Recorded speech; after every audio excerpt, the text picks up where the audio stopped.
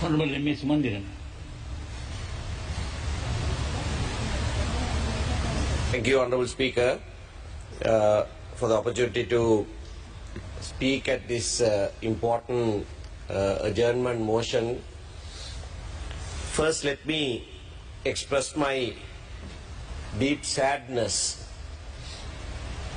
at all the violence that was perpetrated, particularly to my colleagues in this House, whose houses were burnt, attacked, and most certainly to my condolences to Mr. Honorable Athukorala's family for losing him at this time. We don't condone any violence from anyone, and it is noteworthy that a lot of this violence, or may I call it counter-violence, and I'll say why I am calling it counter-violence, was aimed at members of parliament mostly and other politicians. My colleague Honorable Rasamanikam and I met you the other day in your official residence, Honorable Speaker, and when the emergency was declared. And when we came out, the press was there, and both of us made an appeal to everyone not to resort to violence, and more importantly we said, don't destroy the institutions. We stand with you for the change that you desire, but those changes must happen within these institutions. If these institutions are destroyed, then it will only be anarchy that prevails in the country, and that is not good for anyone.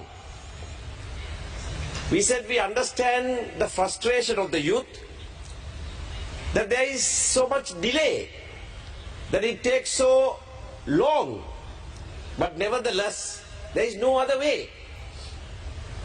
Today is a good example of these delaying tactics. Almost for 40 days people have been camped on the road saying Gota, go home. But those who call themselves people's representatives, who come and sit here, are deaf. They cannot hear that. They can't even agree to take up for discussion, for debate, a matter that people have been shouting from the streets. This is unprecedented in this country. Unprecedented. This has never happened in this country before. For over a month. Not just in one place, but in several places. Surely the people's representatives, if we dare call ourselves that, must be prepared to discuss it here.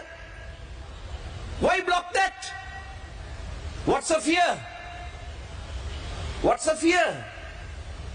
Why can't we discuss it? That shows that this parliament also has lost its legitimacy. Not only has the president lost his legitimacy, this parliament also has lost its legitimacy. Parliament must be dissolved. But again, that will be put to vote here. And MPs who are holding on to their positions will vote against that motion to dissolve parliament. And they think that that way they can carry on. No, they cannot. They are pushing the people of this country to seek other remedies. That is the danger. That is the danger of not giving the voice of the people an expression here. this danger you don't seem to understand. I condemn the violence against the... Order, please. Honorable Bandara will take the chair now.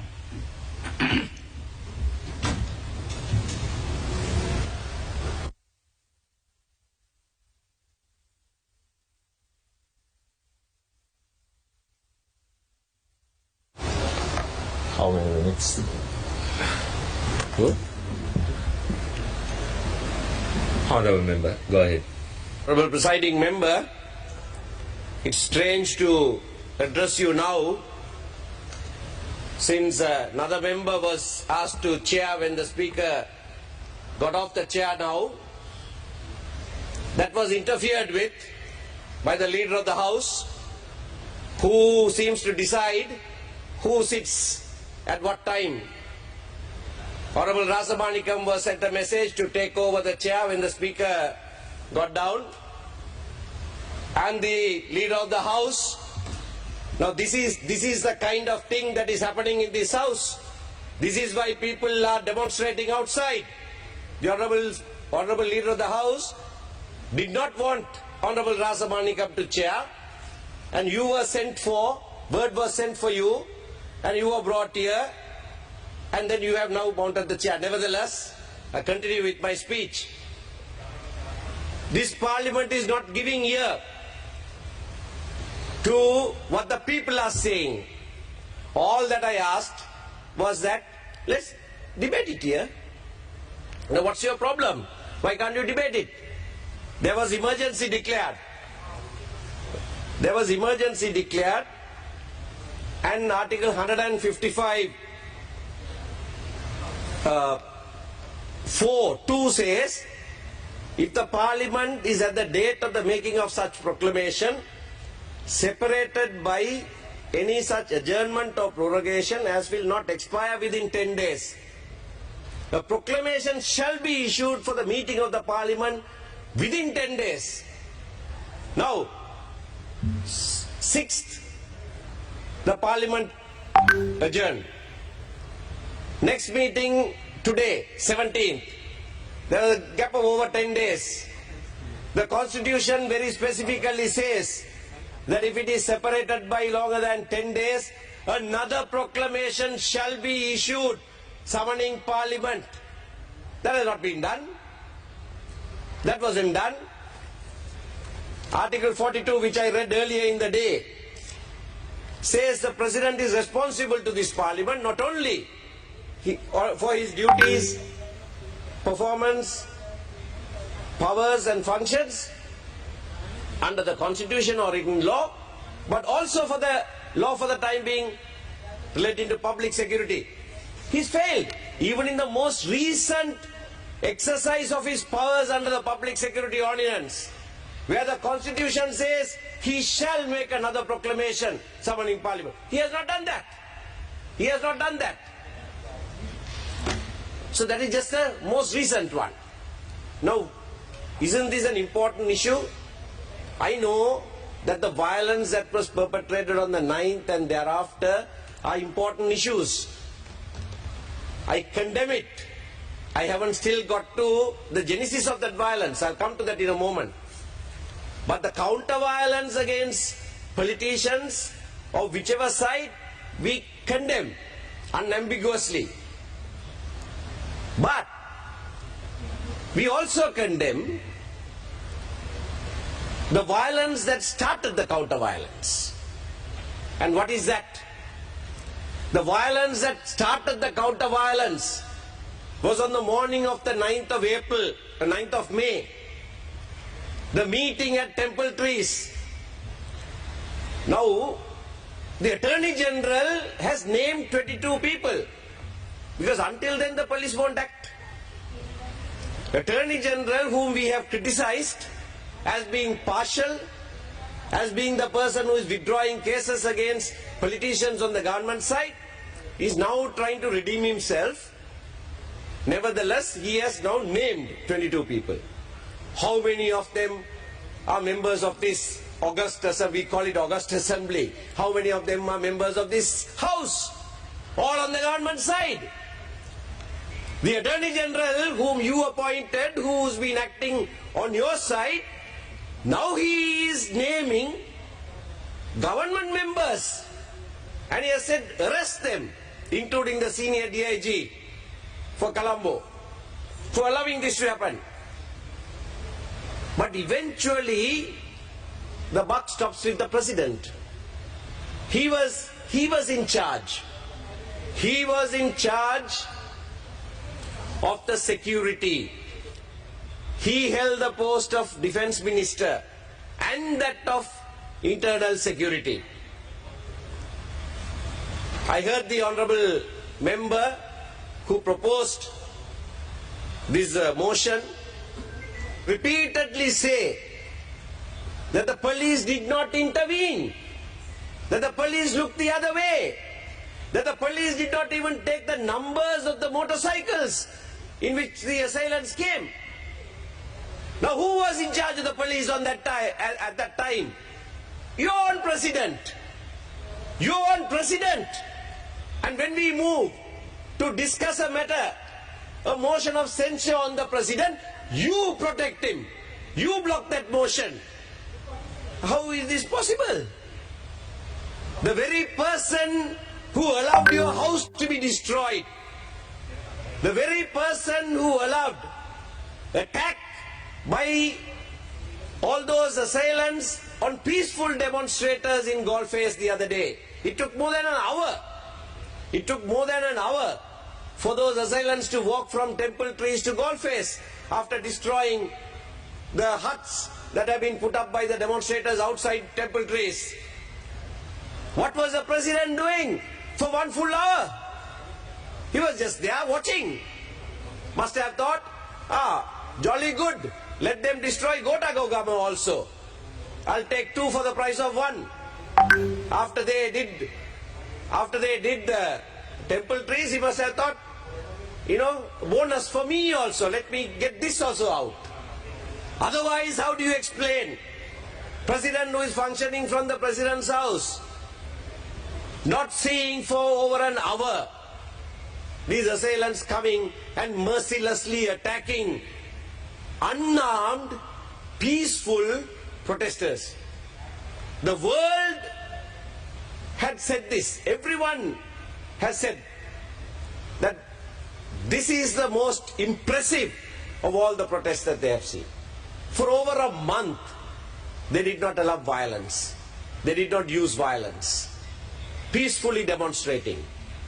And who was let loose on them? The government goons. Will anyone here say otherwise? I'm saying those who are government goons, because they came out of the Prime Minister's residence. They came out after expressing their support to the Prime Minister at a meeting. He gave lunch and perhaps ample liquid refreshment along with it and set them loose on peaceful protesters. Honourable Member. And then you have the gall. Yes? 2 more minutes. Sorry? You have 2 minutes. Thank you. How many? And you have the gall to protect the President even now. The one who allowed that attack, the one, more importantly, the one who allowed attacks on your own houses. It is the President. He collapses the economy of this country. He comes, addresses the nation and says, I made wrong decisions, I'm sorry. When you say I made wrong decision, next line must be, therefore I resign. That is the democratic tradition. My decision on chemical fertilizer was wrong, he says. My decision in delaying going to the IMF was wrong, he says. So resign. Take responsibility. Why only the central bank governor and the secretary to the treasury? The final decision was by the President. Now, that is one thing. What happens there after all this violence? Right?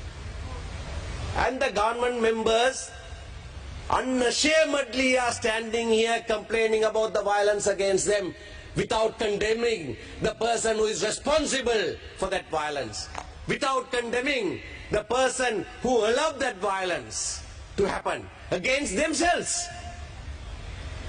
Shameless behavior. And when we move to even have a discussion taken up today, only a motion of censure, nothing happens to your president. He doesn't lose his job as a result. Even that you protect him. Even that you protect him. Fortunately, today, all those who protected him, your names have been put on the board.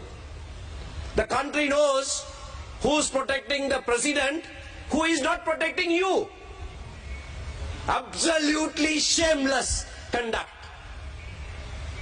by the Prime Minister and all those who sit on the government benches. So I say the Prime Minister, because this motion of censure, when it was drafted, the Prime Minister, who was in the opposition at that time, wanted to have a look at it.